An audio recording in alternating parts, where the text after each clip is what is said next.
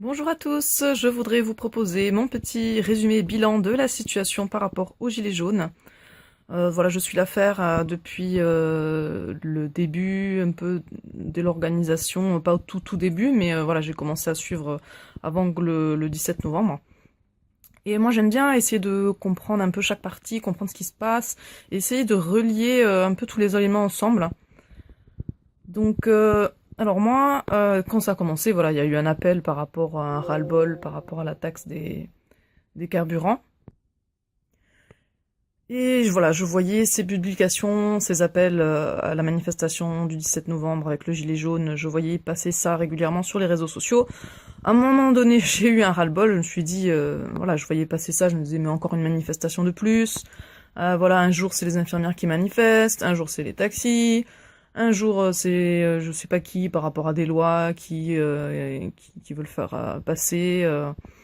Voilà, le peuple est pas content. Voilà, puis la plupart du temps ça marche pas. Les manifestations ne servent à rien du tout.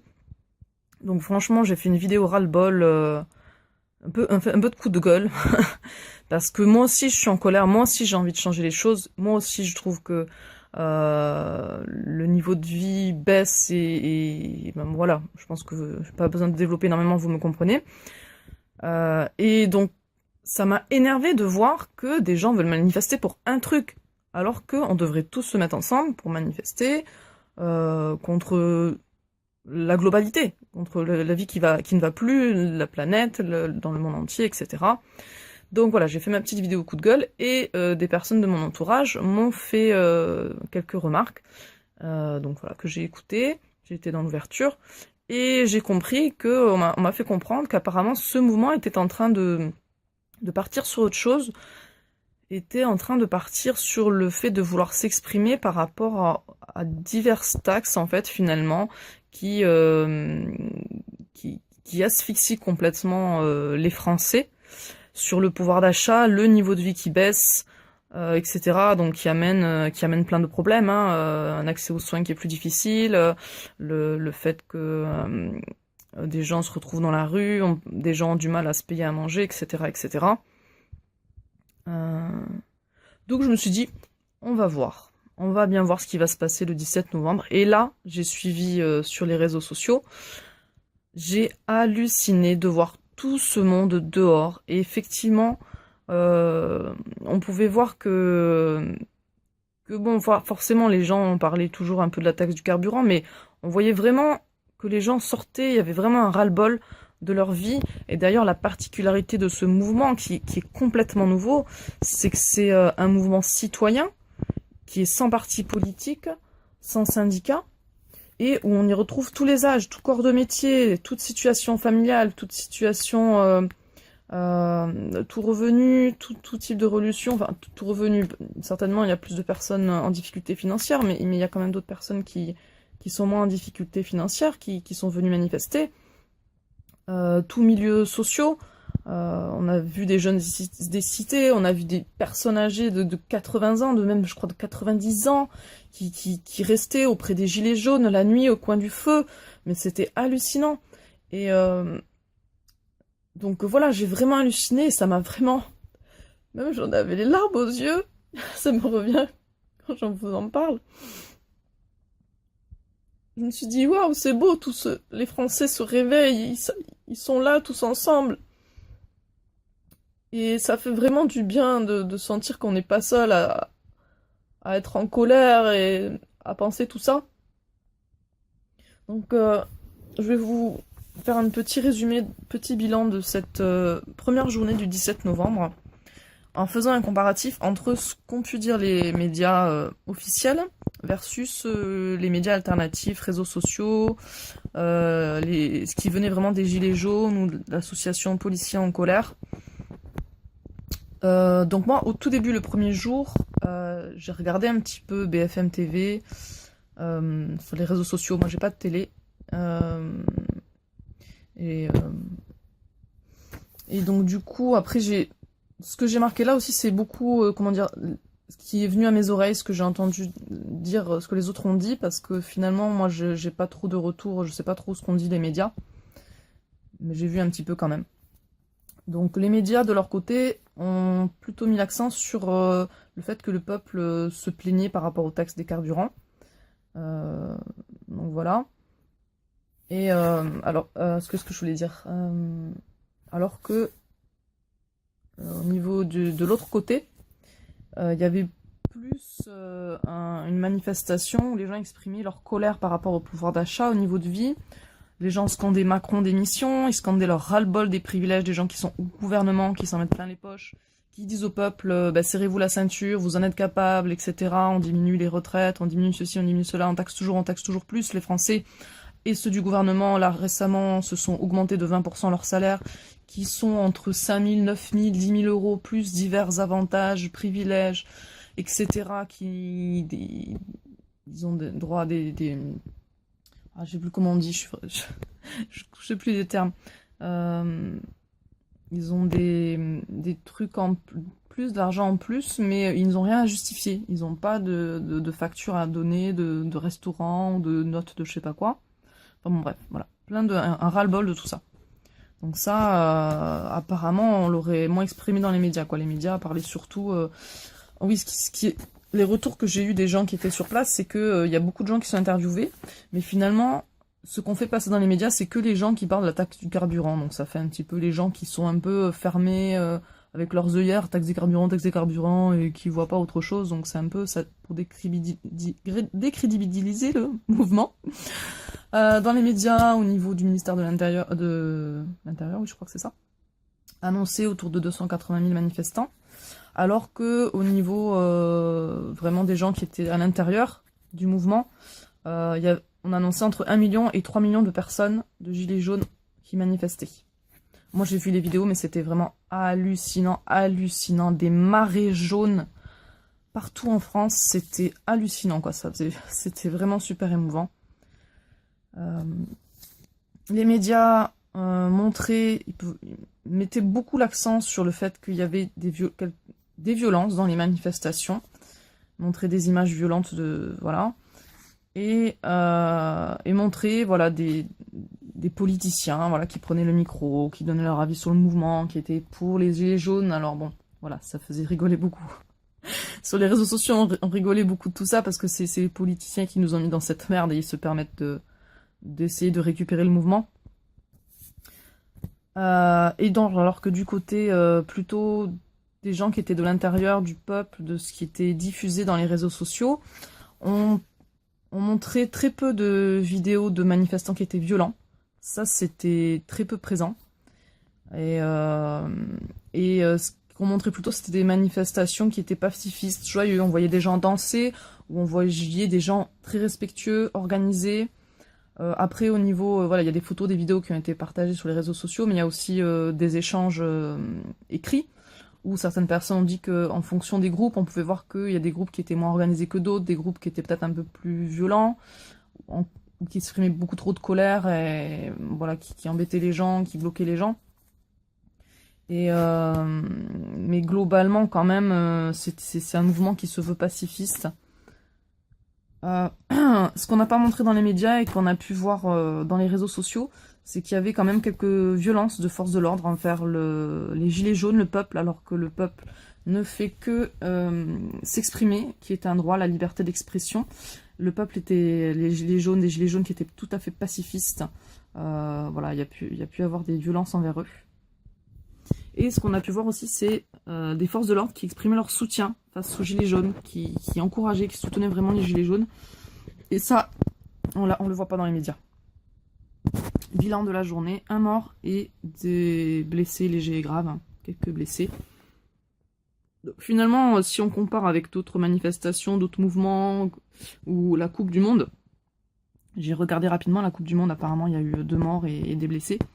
Voilà, des gens, il y a beaucoup de gens qui ont critiqué le mouvement en parlant du fait voilà, qu'il y avait un mort et des blessés. Bien sûr, c'est triste, c'est très triste. Mais ça, il y en a dans la vie de tous les jours, qu'il y ait manifestation, on a ou pas de la violence, il y en a partout. Donc voilà le bilan pour cette journée. Alors déjà, ce que les gens avaient commencé à dire avant cette journée du 7 novembre, c'est que s'il n'y a pas de réaction du gouvernement, face à cette colère, ces revendications, ce peuple qui montre sa souffrance, son mécontentement, on continuera. Plus on approchait du 17 novembre, plus on avait de publications sur les réseaux sociaux qui disaient on continue le 18, le 19, on continuera tant qu'il faudra. Et effectivement, c'est voilà, le samedi 17 passé, la fin de la journée arrivant, je me suis dit bon, on va voir le lendemain si le mouvement continue. Le mouvement a énormément continué. Donc en gros, qu'est-ce qui s'est passé? Donc il y a eu des blocages de routes, d'autoroutes, de péages, des ronds-points bloqués. Alors il y en a certains qui ont choisi... Alors, comme je l'explique, c'est un mouvement citoyen. Donc les gens se sont organisés, a priori, que sur les réseaux sociaux, enfin, ou quasiment que... Non, peut-être pas que sur les réseaux sociaux, mais énormément, parce que de toute façon, il y avait aussi des groupes, des associations, des groupes, que ce soit les motards, ou des groupes qui existent de toute façon en dehors des réseaux sociaux. C'est vraiment un mouvement citoyen qui s'est organisé sur les réseaux sociaux, mais organisé et qui s'est aussi pas organisé d'un côté. Parce que effectivement, en fait, c'est plein de groupes différents qui ont essayé un peu de rassembler leurs idées, de partir sur des idées communes. Mais finalement, chacun... On voyait des différences d'actions, de manifestations, de blocages. Voilà, certains endroits étaient bloqués complètement, des centres commerciaux bloqués également. Alors que d'autres endroits, c'était plutôt des barrages filtrants, des blocages filtrants. Il y a eu des initiatives aussi d'ouvrir les barrières de péage pour que les péages soient gratuits, voilà ce qui devrait être déjà, qui n'est pas fait, et voilà, on taxe toujours plus le français. Qu'est-ce qu'il y a eu d'autre? Je pense que... Alors il y a eu des manifestations qui ont été déclarées, d'autres non. Parce que normalement, toute manifestation est censée être déclarée en préfecture, ou je sais plus où, mais je crois que c'est en préfecture. Il y en a très peu qui ont été déclarés. Je crois que les médias avaient annoncé une centaine de déclarés de manifestations, alors qu'il y a eu, a priori, il y a autour de 2000 manifestations. Des raffineries qui ont été bloquées. Donc voilà, si vous voyez autre chose, n'hésitez pas à rajouter en commentaire de cette vidéo. Voilà, je ne suis pas je ne suis pas parfaite, je ne suis pas partout. Donc ensuite, ce qui était annoncé, c'était que chaque jour, enfin en tout cas, il y avait l'histoire de les camionneurs qui prenaient la relève le lundi, les infirmières le mardi, il y avait un appel à grève générale, etc. Et finalement, donc, le mouvement, ce dont je me suis aperçue, c'est que le mouvement s'est organisé petit à petit, en fait. Disons que c'était vraiment... les gens sont passés à l'action. Et en passant à l'action, c'est finalement, ça représente la vie de tous les jours. On passe à l'action et on s'améliore, on se corrige, on voit ce qui n'a pas marché. Et très rapidement, ce qui est ressorti de cette première journée, c'est que les gens se sont dit, mince, on va arrêter de bloquer les gens, on va essayer de plus bloquer le gouvernement. Ce qui gêne le gouvernement, déjà ce qui était un petit peu fait, l'idée générale était de bloquer l'économie, bloquer le gouvernement. Et assez rapidement, il y a eu un appel à manifestation le samedi à Paris, le samedi 24, donc qui est demain. Donc j'ai peur de partir un peu dans tous les sens, de vous perdre, j'essaie de garder ma trame.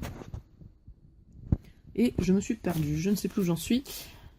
Donc oui, les gens qui ont pris conscience, qui sont essayés de s'améliorer, les gilets jaunes.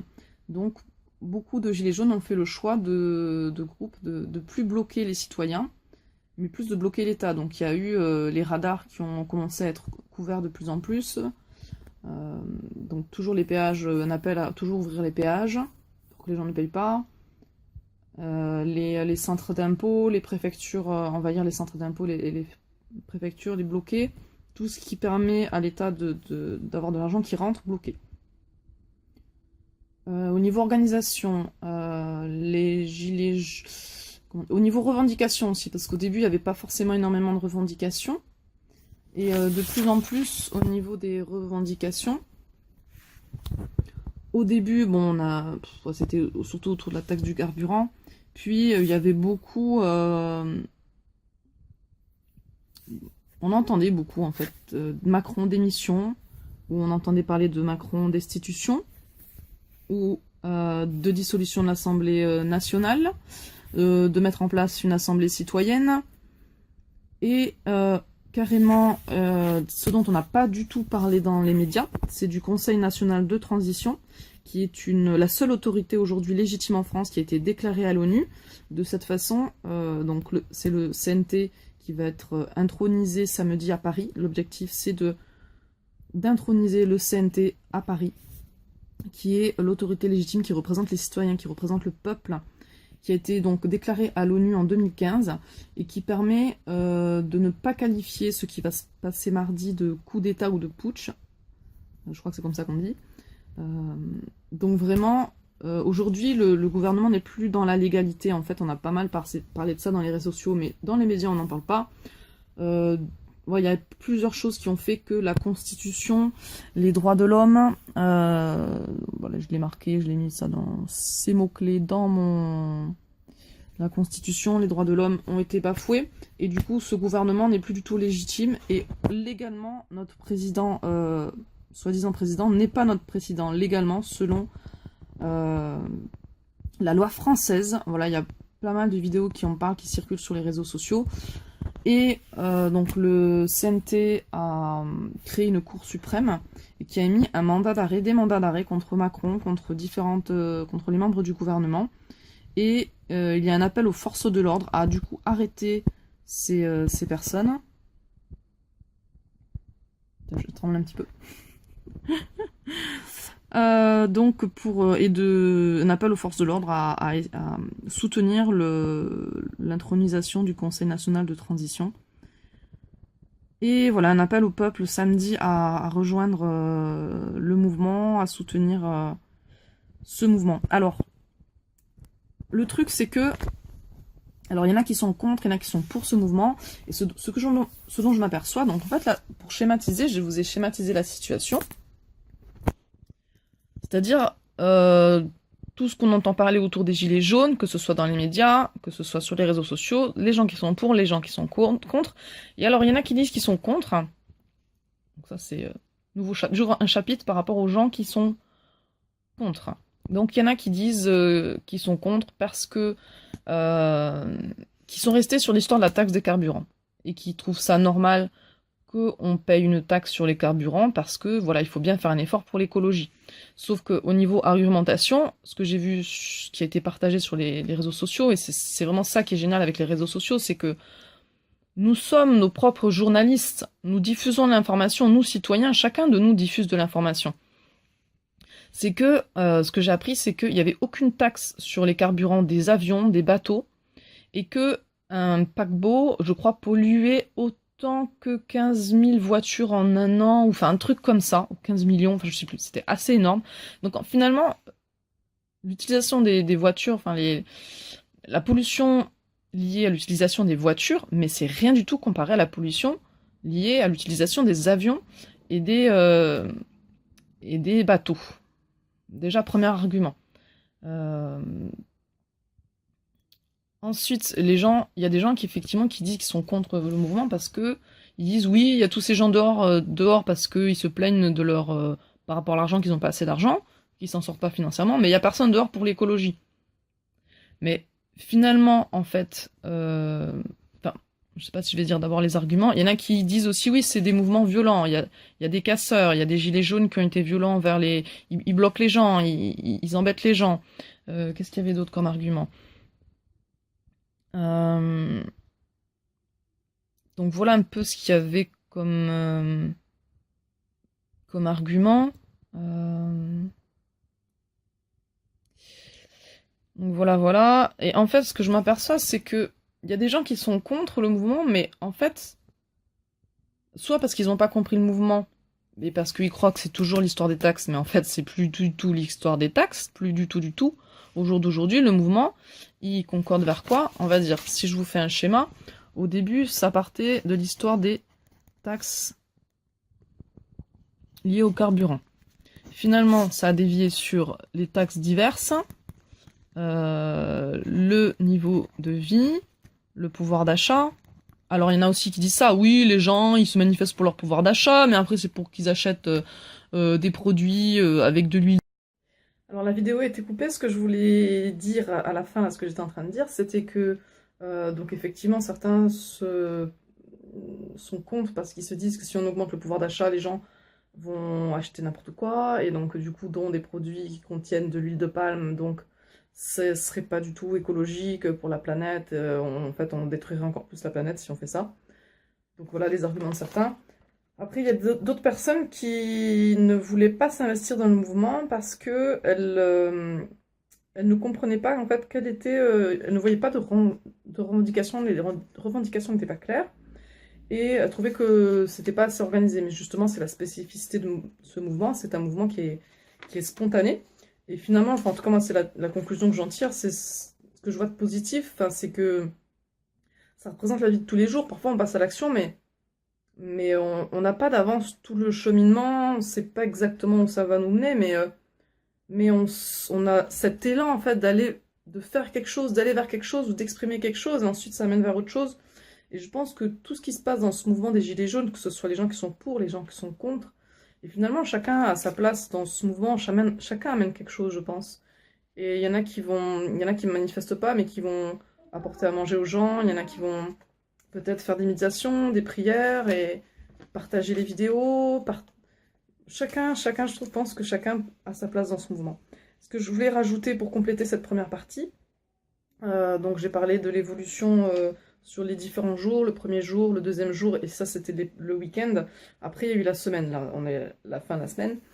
Et là le mouvement, dans les médias on disait que le mouvement se fatiguait, etc. Mais effectivement c'est le week-end, c'est la semaine. Et bon forcément il y a des gens qui travaillent, mais tous les gens qui passaient devant les gilets jaunes, enfin beaucoup, au moins 80% des gens, klaxonnaient en passant, montrant leur soutien aux gilets jaunes. Et mais par contre, il y a une j'ai les enfants à côté qui m'épient derrière la porte. Je vais finir là-dessus. Oui, donc en fait, au niveau de l'organisation, ce qui est prévu, c'est le samedi, donc demain, donc finalement, l'organisation des Gilets jaunes, c'était la semaine. Pour ceux qui peuvent continuer à ouvrir les péages, continuer à faire des actions, voilà, chaque groupe, voilà, comme je l'ai dit, les Gilets jaunes, c'est très diversifié, donc chaque groupe faisait ses actions pour montrer qu'on est là, on est toujours, les Gilets jaunes sont toujours là et on a des choses à exprimer, on laisse pas tomber, le but c'est de montrer qu'on laisse pas tomber, qu'on est toujours là. Voilà, tout ce que j'ai perçu de l'organisation, du mouvement, de l'organisation entre guillemets. Et le plus gros, c'est un appel. Depuis le début de la semaine, il y a un appel à monter à Paris pour faire un gros blocage. Et au début, c'était pas très clair après l'objectif une fois qu'on est à Paris. Mais de plus en plus, ça converge vers que le peuple reprenne sa souveraineté. Une dernière chose que je voulais rajouter par rapport à la taxe des carburants, dans cette première partie, j'ai raconté que finalement cette taxe, c'est complètement ridicule. J'ai sorti un premier argument parce que donc les avions et les bateaux polluent beaucoup plus en fait, et donc les voitures à côté c'est rien du tout. C'est pas avec nous, notre pauvre voiture, on va changer les choses. Et un deuxième argument que j'ai pas dit et qui est très intéressant, c'est que le budget de la taxe, cette taxe sur le carburant était censée aller à la transition écologique et que depuis assez récemment, maintenant elle est passée dans le budget général. Je crois qu'il y a que j'ai entendu plusieurs sons de cloche, que c'est passé dans le budget général, complètement passé dans le budget général, ou que je crois il y a 2 millions seulement qui vont à la transition écologique au lieu de environ 10 millions, quelque chose comme ça.